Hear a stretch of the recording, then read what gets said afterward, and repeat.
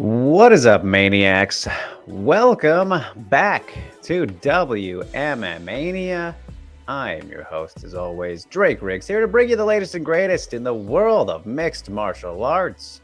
When it comes to the women specifically, thank you so much for tuning in, as always. Or if you're here for the first time, it is great to see you. Oh, look at that. Thank you so much. You can visit MMAnia.com for all your MMA needs. And don't forget to follow us, like, share, and subscribe if you like the content. You can even hit that notification bell here on YouTube if you're watching on YouTube so you don't miss a gosh darn thing. I know. Some of you guys are probably thinking we're on Wednesday again. And as you can also see, our StreamYard subscription has downgraded. So we're going to need to update that here soon. So the show is looking a little bit less fancy today without our wonderful MMA Mania background. But thankfully, it actually doesn't affect too much. And so it makes you wonder, is it really worth it? We'll see how the show goes today. But as for the lineup, we actually have a pretty small one today, you guys. So we'll probably stick to about an hour, as I do have something coming up here later to get to, an interview on the horizon. Will not spoil it, and that's not a spoiler, a cleverly worded spoiler by me, but we will be getting to Broad Horizon episode 21 production here soon, off the heels of the big announcement today. Some fantastic fights for Ryzen 40. Holy shit, that's going to be a great New Year's Eve card, as they always are. But what we'll be talking about today is UFC 280, which went down this past weekend, so we'll be recapping that. We have about 3 bits of news. And then nothing to preview. There is a fight to watch out for that'll be going down, but that's it. It is a pretty small show that we're going to have today. So feel free to get in all your questions, comments, or concerns as always. We can address them throughout the show. Have a good old time as best as we can here on October 26th. But if you are on Twitter, by the way, hop on over to either Facebook or YouTube, preferably YouTube, if you would like to engage in the conversation, because for some reason the comments just do not go through over there here on StreamYard. It's because of the Periscope thing. Even though Periscope's dead, for some reason it still connects this way. I don't know. It's a thing. It's a thing. It's just the current juncture that we're at right now. So all right, you guys, see, we got big screen, full screen, because I don't think it looks as good with without the background. So, you know, if it's just black like that, I don't think there's the same effect. So that's what we're working with here today, as we have been downgraded for getting to upgrade our subscription here on StreamYard. But that's all right. It's just optics, right? You can hear. This is an audio show. And of course, we give you the visuals when we can. But Ghost Phantom is here, and he says, let's start on a positive note before I get angry at this card. Well, yes, let's please do that. Positivity always, please. He says, Islam Makhachev, great performance technically, and is the real deal. Indeed, he is. Jan versus O'Malley, despite everyone's argument of it being a robbery, was a great fight with fun technical nuance. Yes, it was a great fight, no matter how you scored it. And I don't think a robbery either. I still need to rewatch the first round, because that one, my connection crapped out a little bit there, and I just disconnected my camera on accident. So give me a second here. Sorry about that. So we're off to an excellent start. Oh my goodness. Here, they should be. What have I done? Well, I have my backup camera as we get adjusted here. Sorry, guys. Wow, what a start. We've never had this kind of issue. I bumped my USB, and that's what happened. So we have... Oh, the whole thing isn't working, it seems.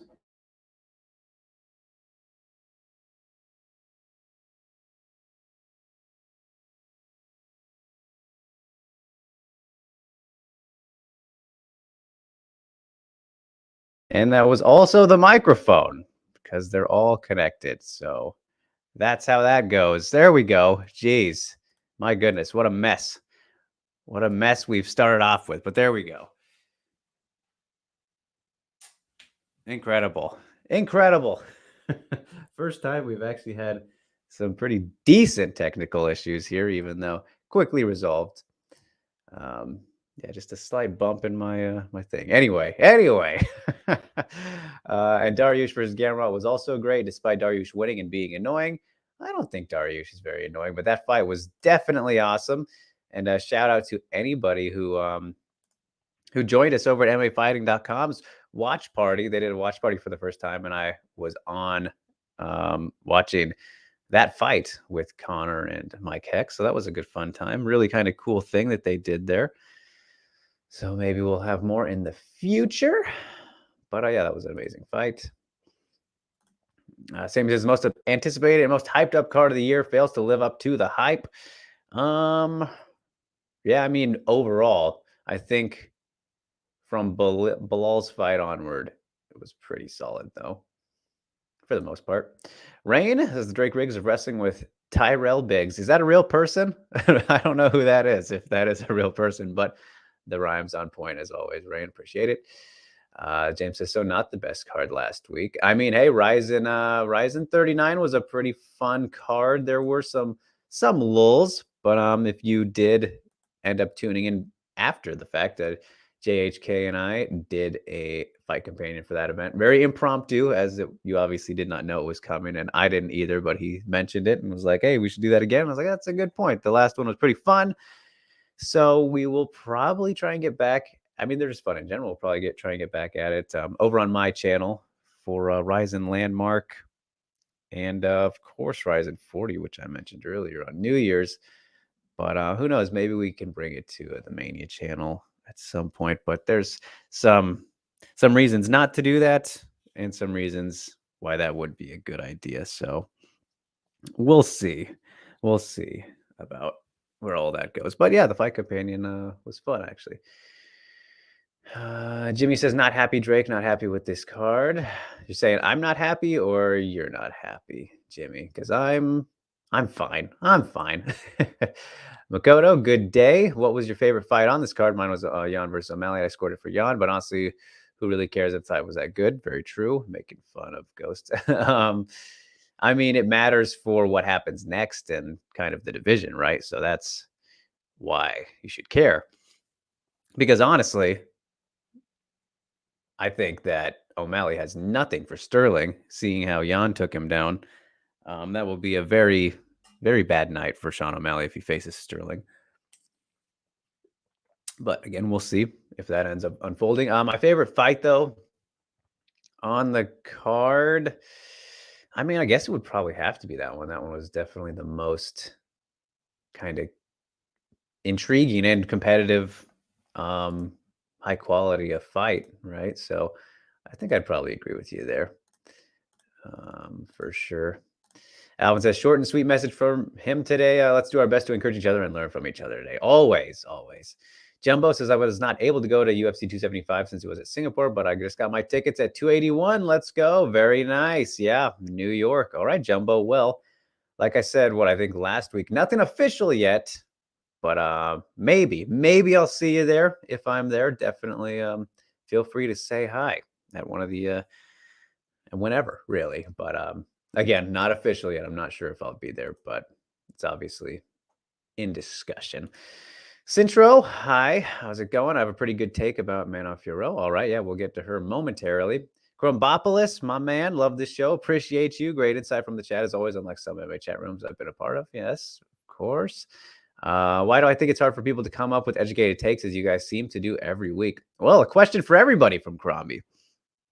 I don't know. I can't speak for other people. I never try to, if I can, unless I'm asked about what people might be thinking. But yeah, I don't know. I can't answer that one, I guess, Grumbopolis. Reigns Tyrell Biggs was the nose guard for the Bears in 2005. Oh my goodness, big throwback there. Are you a Bears fan, Rain? Everybody who knows me knows I'm a Packers guy, so I don't remember Tyrell Biggs, and I would not want to because he's on the enemy side. So yeah, I was unaware of that. And I was also, 10 years old in 2005. So that was like right around the time I was actually becoming a football fan. So I definitely wouldn't remember him. I definitely saw him play, though, because I was watching, but it was very early into my football fandom. James says, I have a problem with some of the guys from MMA fighting. If you would please, I'd like to bring up a main issue with them. Preferably not, since they are my coworkers. So let's not do that. Let's all play nice here. You're free to have your feelings, of course, James, but let's not do that today. Jimmy says he's not happy. All right. Best wishes to Jumbo from Sammy. Probably we just watched the fights and most of us train MMA. He says, not a Bears fan, just had to look up a name. All right, there you go. There's a quick research. Very well done. Very well done. But okay, you guys, there we go. Let's get it rolling to UFC 280. Recapping it specifically, I already forgot who said that they have a take about Fiorot. Fior. My brain is just all over the place these days. But anyway, she did get the job done. Jumps to the #1 contender spot in the official UFC rankings, does Manon Fior. Unanimous decision, 29-28 across the board. I think a pretty easy fight to score. Despite it statistically being incredibly close, as you can see here outside of the second round. But first round Chukagian, I think that was pretty agreed upon by most. I didn't look at the judges' score specifically here, but 25-29. So she got outstruck by just a couple there. But then the second round was definitely Fiorot turning things up. And then in the third round, surprisingly, like that's where the stats are always very odd. Because in the third round, it really felt like Chukagian just could not really pin down Fiorot or even kind of track her down really and just get off good shots. She was missing a lot. 28 of 106. They were practically the same here. There was a whole lot of volume in this fight and not a lot of significant damage done, but who landed the better shots more often, I think was pretty clearly Fiorot in the final two rounds. First round, not so much. Took her a little bit to kind of get comfortable with what Chukagian was bringing to her. And Chukagian just doesn't really have that maybe killer instinct to adapt and push when needed to, like in that final third round. She tried a little bit at the very end of the fight after getting taken down by Fior around the minute mark, as you see there. The one takedown, 14 seconds, mixing things up rather late, but hey, worked out in the end. So, I mean, I think this fight had maybe ever so slightly more action than I expected to. And as I said last week, I was a little worried the more I thought about it that it would be not the best. And I don't think it was the best fight by any means, obviously, but I think this is about what it was supposed to be or what we should have expected out of it. And you guys know, if you've been watching the show for many weeks at this point, I was very high on Manon, and I think that there is still reason to, be high on her and whatnot, but it's fallen off a little bit for me. And yes, this was a solid performance against one of the top fighters in flyweight. I mean, the #1 ranked contender, right? She was #1 until losing this fight. So for her to go out and win comfortably, I don't want to say like super clearly, but a comfortable win with the Jennifer Maya one before then. 2 title challengers. She's beaten 1 former champion in Maya. She's looking good and doing what she's supposed to be doing, but it's not really, blowing my hair back like it was earlier on. You could credit that to level of competition change as she's climbing the ladder. Of course, I think that's probably definitely fair, but I don't know. In this fight, it did not show me that there would be a whole lot for Valentina to worry about. I feel like it would look similar maybe to Valentina versus Holly Holm to an extent. Obviously, what the 3 of these fighters, Manon, Caitlin, and Holly, very similar with their movement.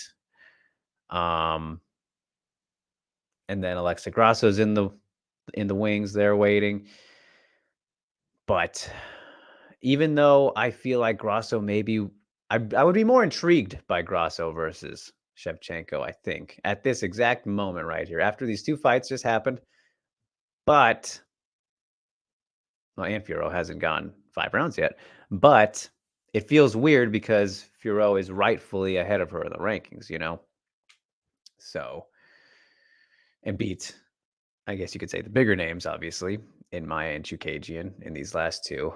So she's probably ahead, but I feel less impressed recently in these recent fights. So it's kind of a very interesting thing we're dealing with here at flyweight. And I know what people are kind of saying, and what even Furo says, she wants to fight Grasso to earn the title shot. Get that one out of the way. I guess you might as well just do that, since they are both kind of in that spot where there are arguments for both of them, but not a super clear argument to be made. So that just then leaves Valentina with, what do we do with her? Santos still kind of up in the air with her entire management scandal and all that kind of stuff. Shouldn't do the Nunes trilogy. I think the Aldana fight is the one you go with there. But I mean, you could do that. They're going to need something bigger maybe for the UFC 283. Perhaps looks like they might get stuck with just the Figueiredo and Moreno tetralogy, which could be fine to carry that, but I think it would be nice to have a Nunes title fight on there. And which one would technically be the biggest? Well, obviously, I think it would be a Shevchenko trilogy, but I don't know. A lot of moving parts in both of these divisions at the moment. Fine fight. Kind of leaves Caitlin in a very weird spot. Not sure what she does next here. But yeah, how do we feel about it, everybody? How do we feel about where things go, how it went down? Centro says, to take Dan Tom's opinion and take it as my own, Manon is one and done, not enough volume. Has a decent check hook, but there are too many red flags with her style. She goes for takedowns to her own detriment. As Dan said, auto fade for all bets in the future. Interesting. Yeah. I'm curious to hear kind of more expansion on that takedown comment, though, because what she only went for, it says one of two here. I don't remember the second one that she missed, but the one that she hit, I think, was very well timed, and that was totally fine. That was a smart, strategic decision by her. I have nothing wrong with the takedown she did go for. So I don't agree in that regard specifically. Maybe some other ones you can highlight. But yeah, like I said, I don't.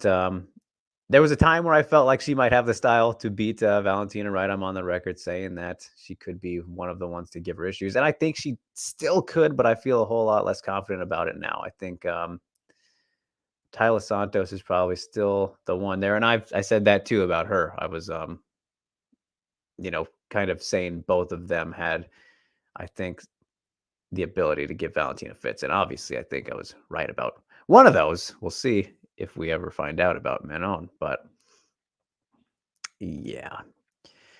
Jimmy says this was not a good fight. Seemed like both were trying to conserve energy. That is fair.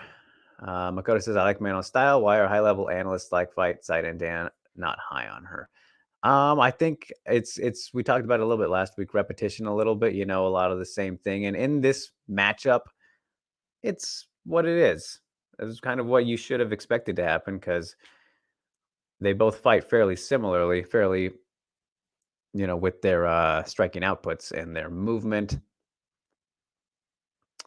So maybe it's a little bit of the repetition type thing, not much built up. I mean, there's some good side kicks thrown in from Manon, whether they were to the body or to the leg, which she does do relatively often. What the check hook mentioned from Centro. But yeah. Krombopolis says, what's my opinion on Manon? I see either people are hyped for her or do not like her style entirely. So I think I kind of answered that already. James was not entertained. Ghost says, okay, for those that are on the Manon hype train, we watched what we watched.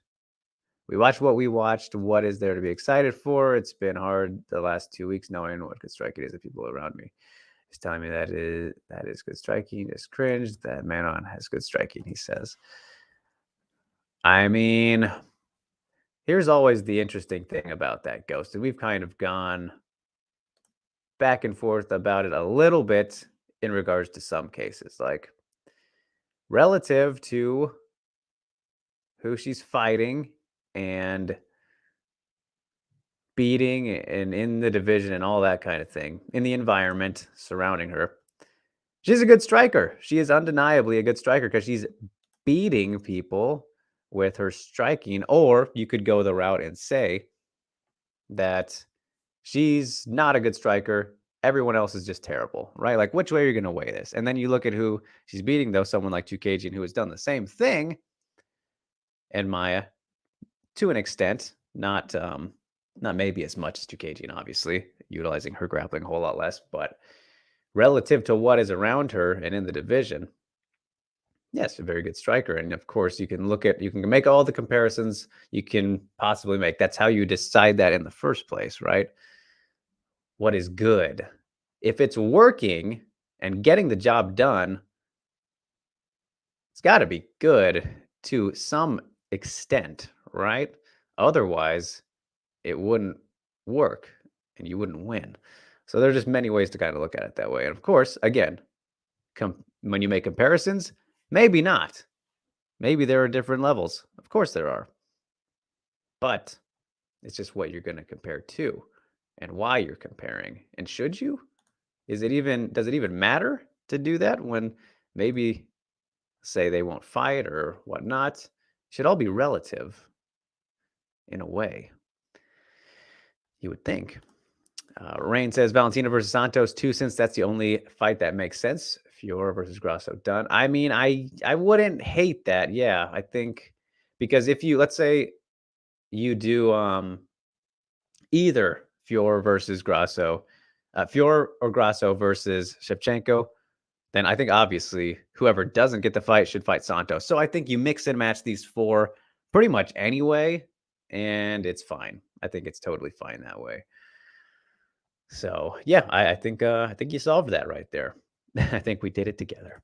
Centro says Dan said it's her posture in which she goes for takedowns. She has no balance, and against someone who controls distance well will lead her to be in a reverse position. Yeah, I think that's probably fair. I mean, Caitlin got out of that pretty quickly. Sammy says, why were so many fighters on this card in general not risk takers like Oliveira? Well, I mean, hey, Oliveira is one of the biggest risk takers in the game here. And I mean, a lot of high profile situations, Sammy, like a lot of pivotal matchups. You look at, Bilal and Brady getting very close to a title for both of those guys, and obviously Bilal. Jan and O'Malley, obviously Gamrot and Dariush. I mean, all very high stakes. And I think that, most of them did. And then in the co-main, like, if you look at all the fights I mentioned, yeah. But the other ones, I don't know. I don't know about those. Ghost says, I will give you this about Manon. She'll beat all the Orthodox fighters since they don't know how to deal with it. So there you go. He says he's on the side that everyone is just bad at striking below Valentina at 125. Majorly compared to her, that is usually the case, right? Like that's also true, except for maybe Santos, even though Santos did most of her work in the grappling. It says my thing is I hold everyone in MMA regardless of gender to the same standard, so I'm not going to lower my standards of judging fighters striking just because they're women. No, I'm very glad you should say that, and that's not at all what I'm trying to get to. That's 100% how it should be. Yeah, gender doesn't matter. And that's kind of the whole point of the show and why I hate the WMMA term, because it's all MMA. They're just women who are doing it. So I hate the titles of my shows, obviously, but they're too clever to not utilize. So that's where we're at on that. That's probably my least favorite term in MMA is WMMA. So yeah. All right. And we did have another fight that opened up the action here on UFC 280, which was Carol Hosa defeating Lena Landsberg via majority decision, 29-27 from 2 judges, and then a 28-28, which is a little interesting. Don't quite agree with that one. Felt this was a pretty clear victory for Carol Hosa, and the stats would support that for the most part. As you can see, 160 to 100 total strikes, 160 to 100 outlanded from Carol. 42 to 22 in round one, got a takedown, 3 minutes of control. Round two, 58 to 28, 2 takedowns, 429. And then even the last round, 60-50. She was just a lot more effective with everything that she did. Literally everything she did. She mixed it up better. I think Lena landed maybe some good shots when Carol was coming in one of the rounds. And then, of course, there was the illegal knee. And, well, I mean, no, the shot I'm thinking of is obviously that knockdown that was kind of surprising in the first round from Lena, which I feel like wasn't damaging or impactful enough to give that round to Lena. Like, I'm assuming let the be scored. That had to have been because the last 2 rounds were very much one-way traffic. And I still feel like the first round was enough of one-way traffic to beat Carol's. She just mixed it up this entire time. And yes, there was the illegal knee from her against the cage, as you can see in the cover image. Excuse me. But yeah, that other than that point deduction, I don't think Lena, was all too close to winning. It was always a good rebound performance from Hosa, and I think what we kind of expected and knew she should have tried to do. Like I said, she's one of the most well-rounded fighters in the division right now. I think, at least of the up-and-comers, for sure. Imposed her will in this one, similar to what DC even said on commentary, how Sarah McMahon did to both of them. And I think I might have mentioned that last week, that you look at how they've each lost recently, and it's kind of been by wrestling. So if you can utilize that to your advantage, exploit the weakness that might also be your weakness before they get to your weakness, you're going to have some success. And what do you know? Carol was able to do that, but also find some success on the feet. Yeah, she was very aggressive in some moments, getting Lena backed up against the cage. But I think her wrestling overall was the big X factor here. And for Lena, that could very well be it, which is unfortunate and a bummer for her, but she put up a better effort probably than I expected. Yeah. And Sammy says, speaking of show name, you went with WMMAnia. Yes, I changed it a couple weeks ago because it's my show. Why the hell not? I can do what I want, Sammy. It's too genius not to do. Too genius not to do. So, indeed. Jimmy says, I wonder about this fight. Maybe put something like this on a fight night. Well, Lena is Swedish? So not as far of a trip for her. I'm sure that's probably something they considered. But, and in terms of the division, like, not a terrible fight to have and be on, to open, like a strong opener in terms of position and everything. Go says, what got me hyped about this fight was that there was no commentary for the first round, of just sound. That made me sad when the commentary came back. That was very interesting. And I thought they were going to say something about it, but they didn't. And so technical difficulties there to start this one. It was kind of funny. But it happens. It happens. So, curious to see what they do with Carol next. If I was to matchmake off the top of my head, Panny could be a good option. That'd be one that's a bittersweet matchup for me, I think, even though I'd probably lean towards being more fond of Panny. But she's also coming off like a pretty big knee surgery that I did not realize until like looking at her Instagram and whatnot. So that was interesting to see. Not sure how close she is to being able and ready to come back. But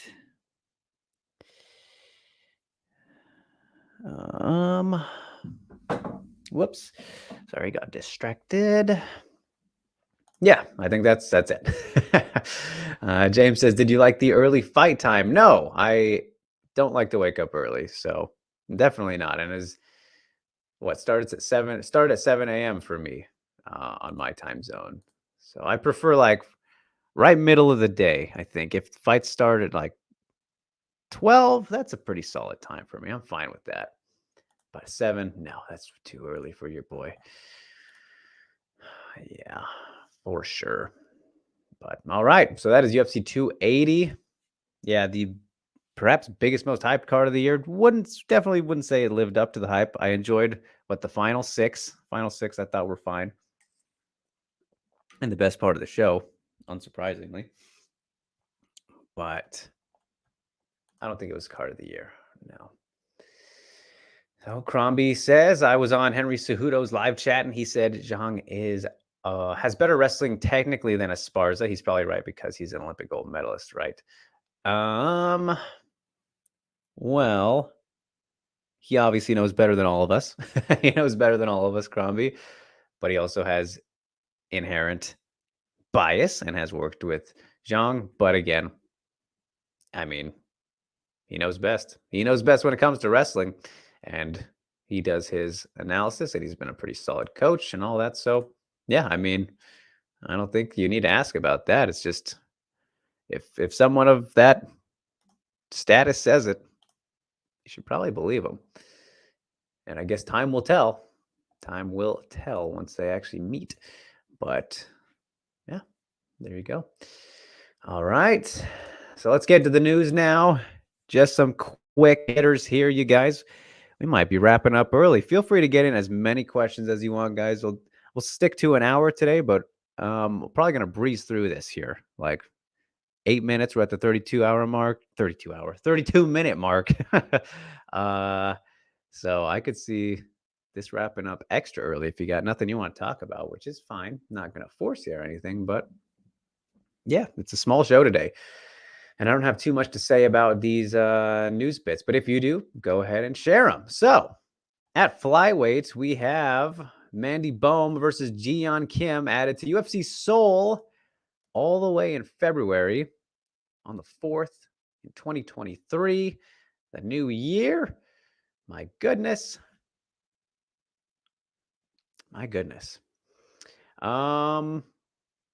So the thing about this fight to me is I'm very surprised, but I guess I shouldn't be surprised because surely the UFC had been planning this career return for a while. But the biggest surprise is Jiyeon Kim getting one more shot. Has to be one final shot because she's on a whopping 4-fight losing streak, and she's 1-5 in her last 6, I believe.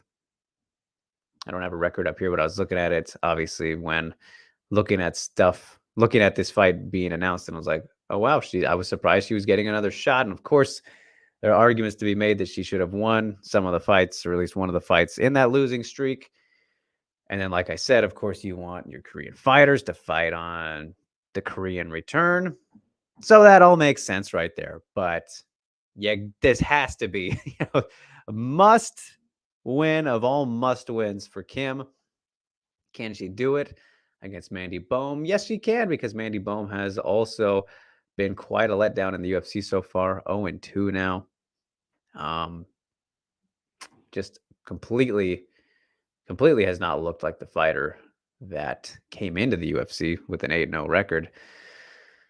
And stylistically, her fight IQ, I think, has been a big issue. But she can make this easy on herself if she decides to try and get back to that wrestling a little bit more than we have seen. But again, it all falls on all Fire Fist in this one. So I get why she's getting the opportunity one more time, and you don't ever want to see anyone lose their jobs. Not saying that, but obviously a little bit of leeway here with 4-fight losing streak, a little bit crazy. So we'll see. We'll see how it goes in February for those two gals. And I mean, hey, if Mandy loses, well, that'd be 3 in a row for her. She's definitely that's a loser leaves town fight, I think, in both directions. Now that I really think about it, like, yeah, because Mandy hasn't really given us anything to feel the need to continue to see, unfortunately, as much as I hate to say that. And I've, thought she was a decent prospect coming in, and she was as an undefeated 8-0, but hasn't looked it in the UFC, obviously.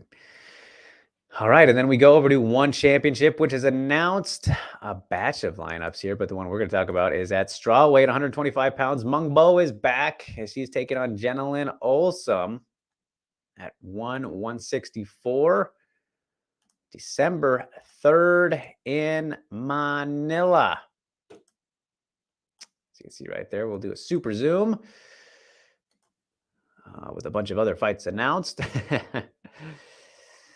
So yeah, Mung Bo has not fought since debuting in this division. What, against Tiffany Teo? Good while ago. Was that earlier this year? Yeah. Obviously suffered another loss. Been a little bit bumpy for Mung Bo since that atomweight tournament, unfortunately. But she's been training at Bangtown now. We'll see what improvements she can make, getting back to working with Wei Lee and the crew, Loma, the Hickmans, all that good stuff. With Wu Yanan also. Of course, they're going everywhere together these days. So, and the Jenilyn Olsum, I don't remember what her last fight was, but they obviously have the similar opponent in, here, let me pull it up real quick. In Ritu, or I might be all over the place now. I feel like everybody has totally fought each other for the most part in the one atomweight division. Yeah, it was Ritu. Okay, I was right. Yeah, that was she beat B and then had the Ritu loss. That's what it was. There we go. And then in the last time out, she beat Julie Mezabarba, split decision. That's right. So pretty solid fight there. At yeah, in the atomweight division. So she's going up for this one. Is Jenilyn. And that will not be her debut. She fought it at 125 in her the first portion of her one fights, at least two of them. So, but Mung Bo is just was always a very big 115 pounder, and seems fine at 125. And she fought most of her career at 125 before one anyway. So, see if she's a little bit more comfortable this time around. Always packs quite the punch. And, it's taken some time to improve and get around in different gyms. So that's one of those things we always can't fault anybody for trying to make themselves better wherever that may be. So always looking forward to a Mung Bo fight. No doubt about it. That should be a good one in December. All right. And then as we wrap up the news cycle today, you guys, as I'm right around the time I was looking at flyweight, Poliana Botelho has been signed to Bellator after making her successful Invicta debut, getting the win over Helen Peralta at the last event, or what was it? Not the last event or the one before. I don't remember which one it was. But kind of funny. I mean, not funny, but interesting. An interesting signing from Bellator, maybe not over some people, but I don't know. Maybe, I don't know. I didn't think the Peralta win was all that spectacular, and I don't think people would disagree with that. And Botelho is still relatively young, right? And a good body to have in the flyweight division. I'm always for freshness, right? You guys know that. So more new faces in new places is always fun. Just it was a cup of coffee though with Invicta. Gets one win, and then moving on already. So I think it's just interesting to me because it's one of these things I felt like we'd maybe see more from former UFC flyweights, but we actually haven't seen it happen too much where they go to Bellator. I mean, I guess there's been Justine Kish, to name a recent one. and probably some others I'm forgetting off the top of my head. Obviously, Carmouche was a big one a couple of years ago or so. But people like Wu Yunan, for example, and even Kim, if she is to, if she loses and then unfortunately gets chopped, who knows? We're not going to get ahead of ourselves there. But yeah, that kind of, those kind of fighters, you know what I mean? So congrats to Pollyanna. Good, good for her. So we'll see how far she can take things in the Bellator cage. But that is all the news we have for you here today. And then what we have going on this weekend, as I said, there are no UFC, just Bellator, and really no fights to preview. There's no fights on the UFC card. It's all the boys. And if we're going to be honest, like that card, that main card specifically, oh, that's a rough one. I don't understand some of the fight placements and just some of the fights happening. It's I have very little interest in this weekend's UFC Vegas 60. What is it? 63 is coming up. 64. I think it's 64, 63. Obviously. My goodness, it's not doing very much for me. And I guess I should mention before we get completely out of the news that Marina Rodriguez and Amanda Lemos has been promoted to the UFC Vegas. Here, I have my calendar. What am I doing? This week is 63, right? And then next week is 64. We'll talk about that next week. But Marina Rodriguez and Lemos is now the main event of next week's event. So that is good and fun. You love to see that. Rightfully deserved. And then, like I said, watch out, though, for Bellator 287, as there is one fight on the card, as Cherepenko is back, the Beastie Barbie from Italy. And as the event is in Italy, you just had to have her on this card. She's been a pretty decent, solid prospect for Bellator in Europe.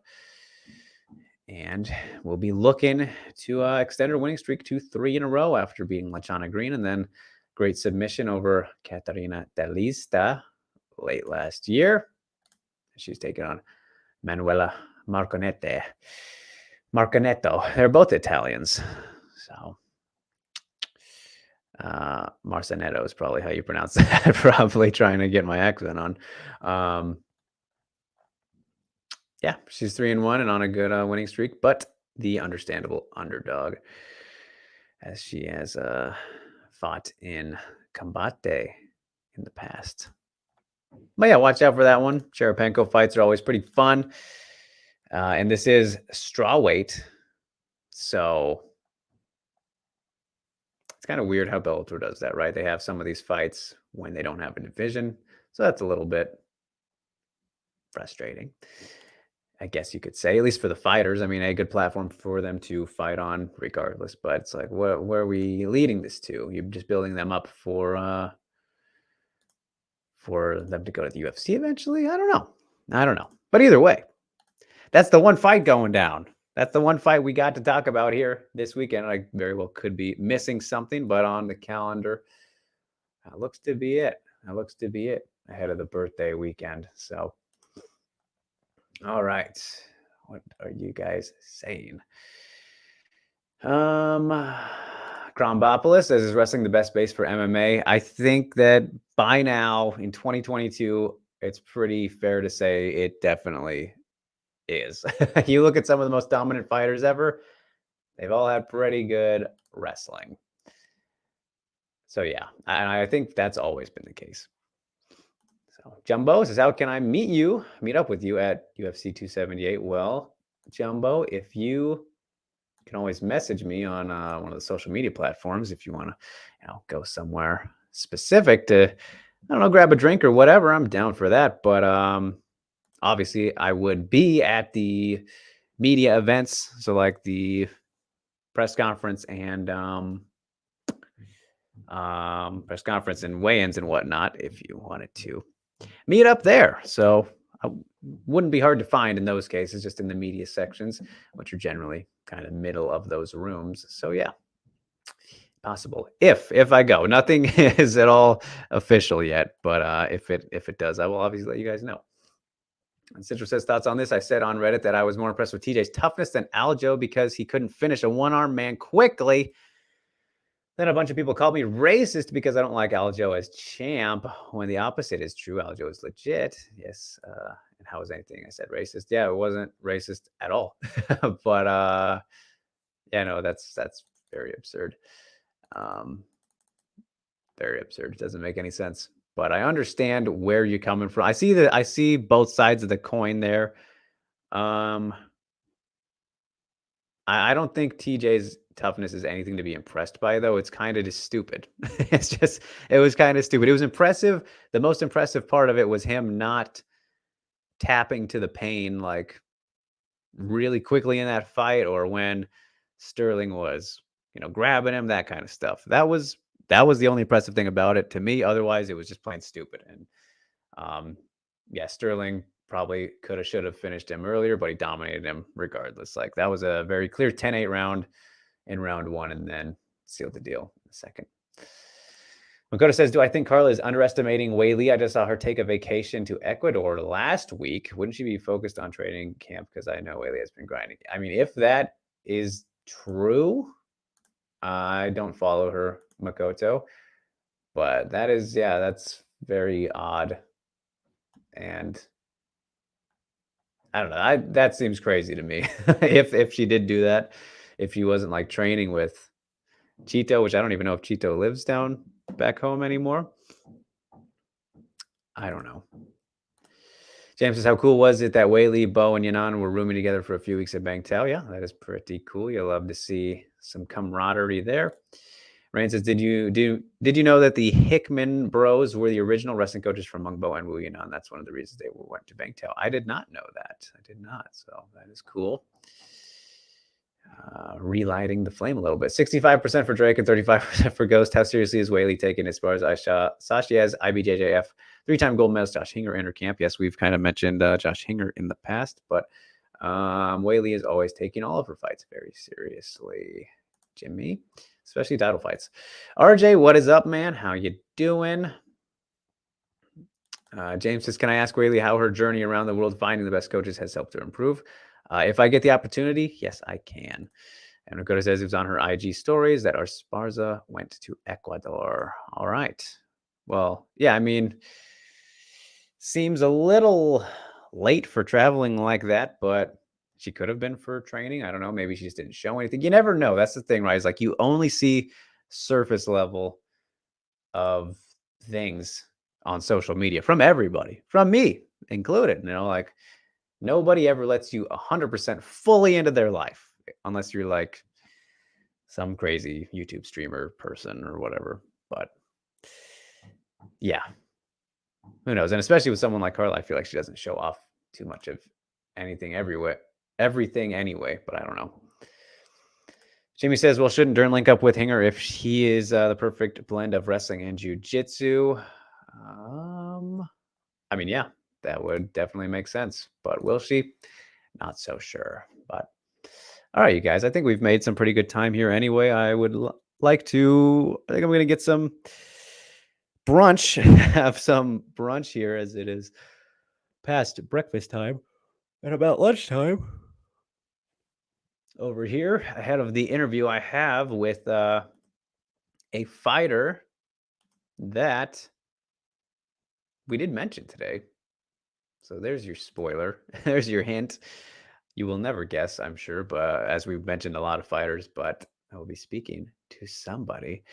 Brunch eggs, Benny. No, unlikely. Probably some udon. I'm feeling a little udon-y right now. I'll make some noodles. But all right, let's play the music. Play the music out. Go down, another week down. Like I said, you guys, Wednesday, it is today. Trying to get back up. There's been things going on, like I mentioned last week. The construction outside been very noisy. It's going on today, but it's been not as loud as it has been at times. So something about Tuesday at this time, they've just been annoying, and along with some other things I have going on. But either way, Tuesday is still the day, so next week is planned for that for sure. And as for recent interviews, getting back on to doing, getting some new ones fresh and out there for you. So nothing really to plug today, I don't think. Not so much. Not so much just this show and stuff coming up. Jumbo says udon, the best college snack. There you go. Love those fat noodles. So, all right, guys. Well, yeah, I think we'll just keep it plain and simple here today. Thank you so much for tuning in. As always, do not forget to visit WMMAnia.com for anything you could ever need in MMA. Don't forget to like us, share, and subscribe here on YouTube. Notification bell is also a nice little thing you could bang on so you don't miss a gosh darn thing. You can follow me at @DrakeRiggs_ on Twitter and Instagram if you so fancy. Appreciate all the support always. And your questions and interactions, you guys, really means a lot. Makes things a lot more pleasant. WMMAnia, says Rain. Indeed. Support the show, follow the show, spread the word. Just a good old time. Until next time, next week, next Tuesday, November 1st, the day after my birthday, so we can have a birthday celebration if you guys would like. As Rain says, does that make us WMMAniacs? Indeed. So yes, I will be older next week for the show, whether it is on Tuesday or Wednesday. But we're planning on Tuesday, same time, 12 p.m. Pacific time. I will see you there, you guys. So enjoy the weekend of action that we still do have with Bellator and UFC. Stay safe and stay sane, everybody. I'll see you next time.